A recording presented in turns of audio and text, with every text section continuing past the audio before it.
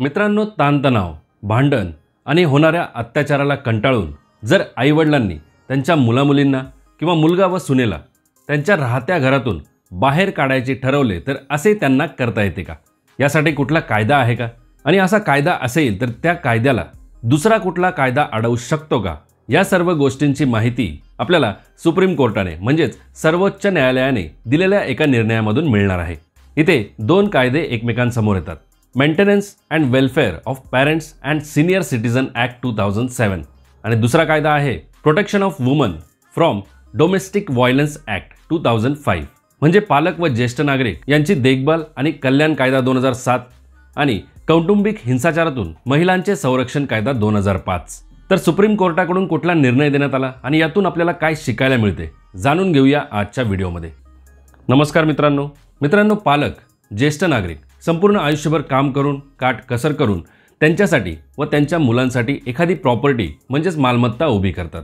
कारण त्यांना अपेक्षा असते ज्यावेळेस मुलं मोठे होतील, त्यांचे लग्न होईल, त्यानंतर मुलं त्यांच्या पालकांना सांभाळतील आणि जी काही प्रॉपर्टी त्यांनी उभी केली आहे त्यामध्ये त्यांचे उरलेले आयुष्य व्यवस्थित आनंदाने व शांततेने निघून जाईल. पण बऱ्याचशा केसेसमध्ये असे होत नाही. कारण पालकांना त्यांची मुलं-मुली किंवा मुलगा व सून यांच्याकडून अत्याचार सहन करावे लागतात, त्यांच्याकडून त्रास दिला जातो. बऱ्याचशा केसेसमध्ये आईवडिलांचा त्रास हा मुलाच्या लग्नानंतरच सुरू होतो, ज्यामुळे नाइलाजास्तव मुला-मुलीला किंवा मुलगा व सुनेला घराच्या बाहेर काढण्यासाठी सिनियर सिटीजन्सला सिनियर सिटीजन ॲक्ट 2007चा आधार घ्यावा लागतो. परंतु सर्वोच्च न्यायालयाने म्हणजे सुप्रीम कोर्टाने जो काही निर्णय दिला आहे त्यामुळे आता हे शक्य होणार नाही. सर्वोच्च न्यायालयाने हे स्पष्ट केले आहे की ज्येष्ठ नागरिक कायदा 2007 अंतर्गत आईवडिलांना त्यांच्या मुलाला तर घरातून बाहेर काढता येऊ शकते, परंतु सुनेला काढता येणार नाही. याचे कारण ज्येष्ठ नागरिक कायदा 2007 आणि त्याच्या विरोधात उभा आहे डोमेस्टिक व्हायलन्स ॲक्ट 2005. कारण ज्येष्ठ नागरिक कायद्याअंतर्गत ज्येष्ठ नागरिकांना जसा त्यांच्या प्रॉपर्टीवर हक्क सांगण्याचा अधिकार मिळतो तसाच डोमेस्टिक व्हायलन्स ॲक्ट अंतर्गत महिलांना right to reside in shared household म्हणजेच सामायिक कुटुंबामध्ये राहण्याचा अधिकार मिळतो. आता सामायिक कुटुंब किंवा शेअर्ड हाऊसहोल्ड याचा अर्थ ज्यावेळेस एखादी मुलगी लग्न झाल्यानंतर पतीच्या घरी येते त्यावेळेस पतीचे घर म्हणजेच तिच्यासाठी शेअर्ड हाऊसहोल्ड म्हणजेच सामायिक कुटुंब असते.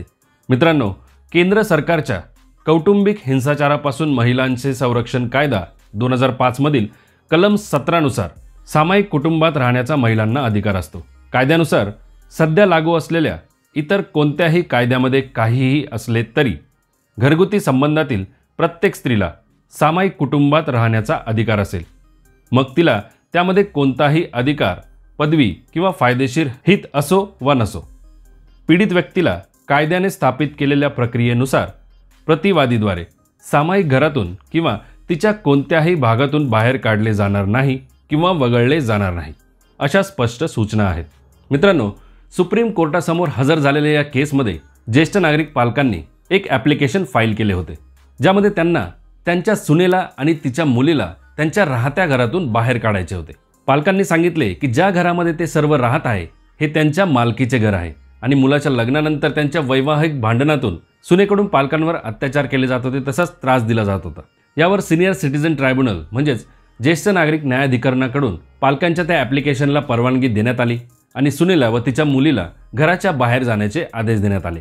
दिलेल्या या आदेशावर डॉटर इन लॉ म्हणजे सून आणि तिच्या मुलीने डेप्युटी कमिशनरकडे अपील दाखल केली, जिथे त्यांची अपील नाकारण्यात आली आणि डेप्युटी कमिशनरद्वारे देखील त्यांना घरातून बाहेर जाण्याचे आदेश देण्यात आले. पण प्रकरण इथेच थांबत नाही.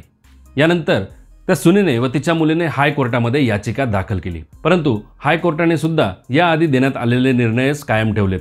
म्हणजे निर्णय दिला पालकांच्या फेवरमध्ये आणि त्या सुनेला व तिच्या मुलीला घरातून बाहेर जाण्याचे आदेश देण्यात आले. मित्रांनो, यातून लक्षात येते की ज्येष्ठ नागरिक न्यायाधिकरण, डेप्युटी कमिशनर आणि हायकोर्टाने जे काही निर्णय दिले त्यावरून ज्येष्ठ नागरिकांना किंवा पालकांना त्यांच्या घरातून त्यांच्या सुनेला बाहेर काढण्याचा अधिकार आहे असे समजते. आता यानंतर त्या सुनेने जे काही डिसिजन्स आलेले आहेत त्याला सुप्रीम कोर्टामध्ये म्हणजे माननीय सर्वोच्च न्यायालयामध्ये डोमेस्टिक व्हायलन्स ॲक्टच्या कलम 17 नुसार चॅलेंज केले. म्हणजे सून ज्या घरात राहत आहे म्हणजे पतीच्या घरामध्ये ते तिचे शेअर्ड हाऊसहोल्ड आहे म्हणजेच सामायिक कुटुंब आहे. डोमेस्टिक व्हायलन्स ॲक्ट 2005च्या कलम 17 नुसार तिला त्या घरातून बाहेर काढता येणार नाही. उदाहरण म्हणून माननीय सर्वोच्च न्यायालयाने दिलेल्या एका आदेशाचा इथे रेफरन्स देण्यात आला, ज्यामध्ये डॉटर इन लॉ म्हणजे सुनेला डोमेस्टिक व्हायलन्स ऍक्ट 2005च्या सेक्शन 17 नुसार शेअर्ड हाऊसहोल्डमधून म्हणजे सामायिक कुटुंबामधून बाहेर काढता येणार नाही, कारण तिथे राहण्याचा तिचा कायदेशीर अधिकार आहे.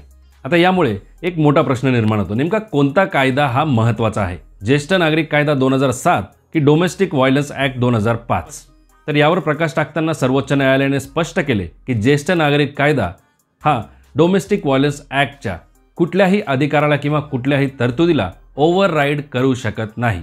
म्हणजेच ज्येष्ठ नागरिक किंवा पालक हे ज्येष्ठ नागरिक कायदा 2007चा वापर करून त्यांच्या सुनेला, डॉटर इन लॉला तिच्या राहत्या घरातून म्हणजेच शेअर्ड हाऊसहोल्डमधून किंवा सामायिक कुटुंबातून बाहेर काढू शकत नाही, कारण तिचा तो कायदेशीर अधिकार आहे. आणि जर असे करण्यात आले तर डोमेस्टिक व्हायलन्स ॲक्टमध्ये असलेल्या सर्व तरतुदी, अधिकार हे संपुष्टात येतात. यामुळेच माननीय सर्वोच्च न्यायालयाने दिलेल्या फायनल निर्णयामध्ये सुनेने केलेले अपील स्वीकारले आणि ज्येष्ठ नागरिकांच्या फेवरमध्ये देण्यात आलेले हायकोर्टाचे निर्णय हे बाजूला ठेवण्यात आले, म्हणजे सेट असाइड करण्यात आले. ज्यामुळे स्वतःचे राहते घर असूनही ज्येष्ठ नागरिक पालकांना त्यांच्या सुनेला त्यांच्या घरातून बाहेर काढता आलेले नाही. मित्रांनो, सुप्रीम कोर्टामार्फत देण्यात आलेल्या निर्णयाची लिंक तुम्हाला वाचण्यासाठी या व्हिडिओच्या डिस्क्रिप्शन बॉक्समध्ये दिलेली आहे. व्हिडिओ महत्त्वपूर्ण वाटत असेल तर नक्की शेअर करा आणि अशाच माहितीपूर्ण व्हिडिओजकरिता चॅनलला जरूर सबस्क्राईब करा. धन्यवाद मित्रांनो. जय हिंद, जय महाराष्ट्र.